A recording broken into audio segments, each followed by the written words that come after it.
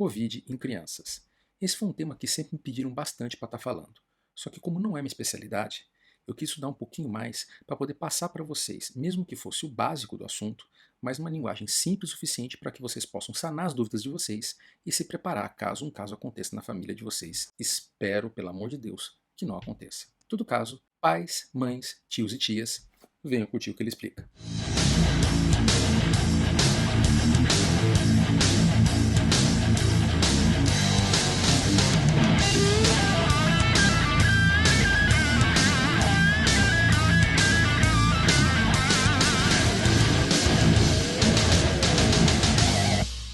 Bem, em primeiro lugar, é importante citar que tem muita gente que é especialista, que está fazendo um ótimo trabalho para falar de Covid e crianças nessa pandemia.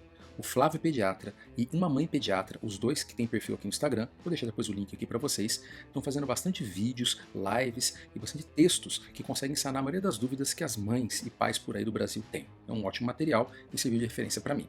Quando essa pandemia surgiu, um dos maiores temores dos médicos do mundo todo era em relação às crianças, porque no geral, quando aparece um vírus novo, quem mais sofre são os pequenininhos. Nós adultos, ao longo da nossa vida, entramos em contato com vários tipos de bichos e de invasores. Então, quando aparece uma coisa nova, a gente tem o que a gente chama de resposta cruzada. Mesmo que a gente não tenha conhecido aquele bicho, a gente já lutou com alguma coisa parecida, e nosso sistema imune consegue fazer uma resposta mais rápida, e daí a doença fica mais branda.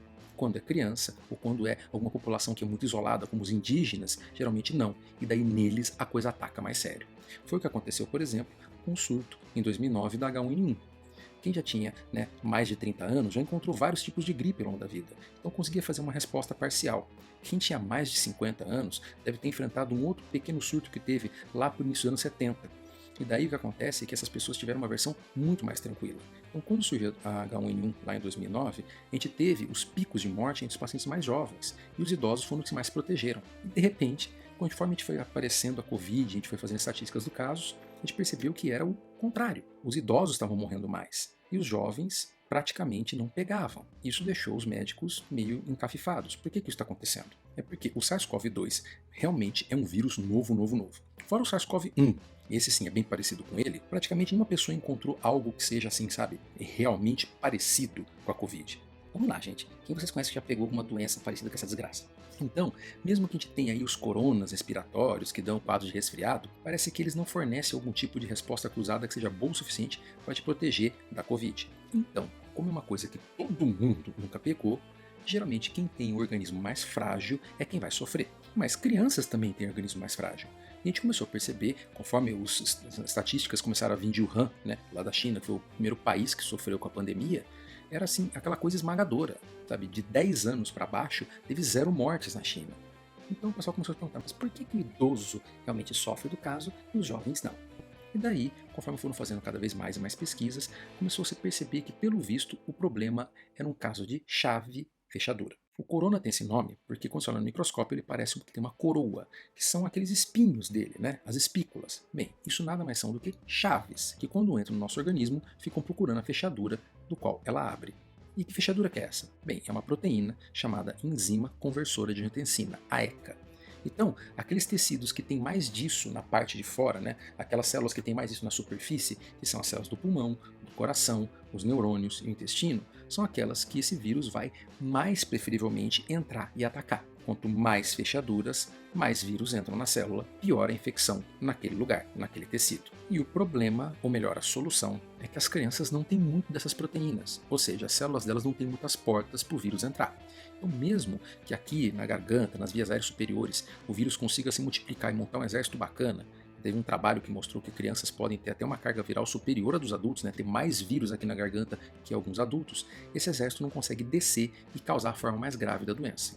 É por isso que a taxa de crianças que são infectadas, que têm o vírus, mas são assintomáticas, é o dobro do que nos adultos. E a taxa de internação ou de complicação durante a infecção é muito baixa. Quando eu digo muito baixa, é coisa de 5 a 10 vezes menor do que nos adultos. Que em momento nenhum eu disse que crianças pegam menos a Covid ou que crianças passam menos a Covid. Porque esses dados, até agora, a gente está tendo uma certa dificuldade de rastrear. Como eu disse, quase o dobro de assintomáticos entre as crianças do que nos adultos. E para piorar, muitas crianças, principalmente aquelas mais pequenas, os pais têm receio de levar para fazer testes, ou até as mesmas crianças não deixam fazer o teste. Se você já viu um adulto escandaloso reclamando ou chorando para fazer um cotonete, imagine uma criança de 3 anos. Que não dói nada. Espera só um minuto. Nossa, cacete de agulha. Nossa. Pegar um negócio desse tamanho, tentar enfiar lá dentro do nariz da criança, rodar e sair sem que ela esperneie, grite, xingue ou quebre o cotonete lá dentro. Então, a gente tem o problema de que a gente está testando muito pouco as crianças. Isso no mundo todo. Mesmo exame de sangue, né? Tirar sangue de criança sempre foi um problema. Como a doença é assintomática numa grande parte dos casos, ou oligossintomática, a maioria dos casos que a gente tem de Covid diagnosticado em crianças são diagnósticos clínicos, quer dizer, a história condizente. Daí faz outros exames, como raio-x, tomografia, e o médico fala, esse caso é de Covid.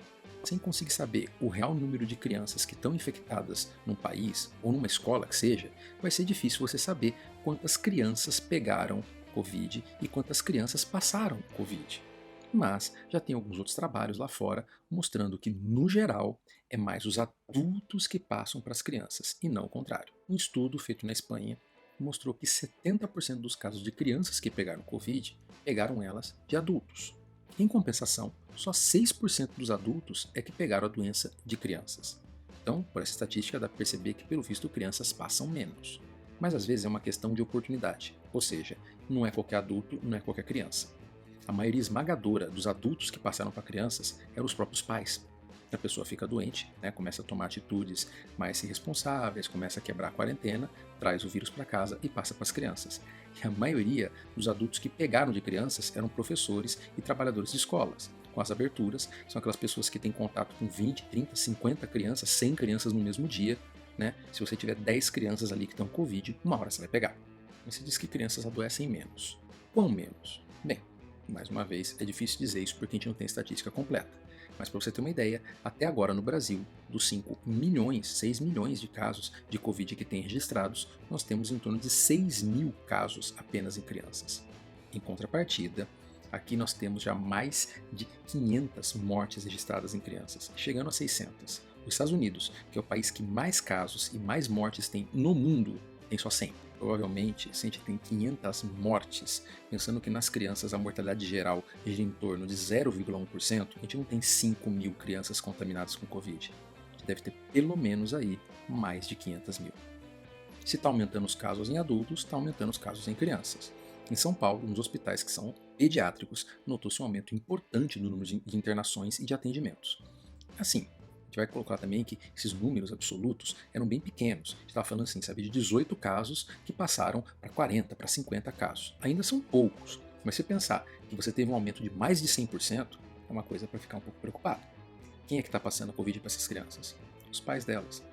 Então, é óbvio, se você tem um aumento da população adulta em geral, você vai ter um aumento proporcional das crianças, mesmo que elas peguem menos ou passem menos, entendeu? Mesmo que esse aumento seja, a curva delas seja menor, ela vai acompanhar dos adultos. E aqui no Brasil, gente, a nossa curva já é uma reta, é um prédio. Como é a Covid nas crianças? Bem, não vou repetir que ela é assintomática em grande parte dos casos, vamos falar de quando ela tem sintomas. Ela costuma ser um quadro gripal ou um quadro de resfriado leve. A anosmia, que é tão comum, né, nos adultos, ela não é tão comum assim nas crianças. Pelo menos nas crianças menores, talvez elas nem consigam relatar esse tipo de coisa. Isso vai ser interpretado pelos pais como uma falta de apetite, porque a criança não está sentindo gosto e não quer comer nada. Mas os sintomas gripais, como coriza, nariz escorrendo, dor de garganta, tosse, também estão lá. É importante frisar que nas crianças os sintomas gastrointestinais são um pouquinho mais frequentes. Então é muito comum a criança ter aquela história de fraqueza, dor no corpo, choro se é uma criança menor, e diarreia. Diarreia e dor de barriga. Outro sintoma também que é muito comum aparecer nas crianças, que já não é tão comum assim nos adultos, são as manifestações cutâneas, manchas na pele ou tipos de reações na pele que podem estar associados com a Covid. Não existe até agora nenhum tipo de lesão que seja típica e descrita como essa é a lesão de Covid. Mas se o seu filho está começando a apresentar um quadro de fraqueza, dor no corpo, está um pouco chatinho, começou com uma diarreia e apareceu um vermelhão, apareceu um grosseirão na pele, qualquer coisa que valha, é melhor você levar ele para o pediatra.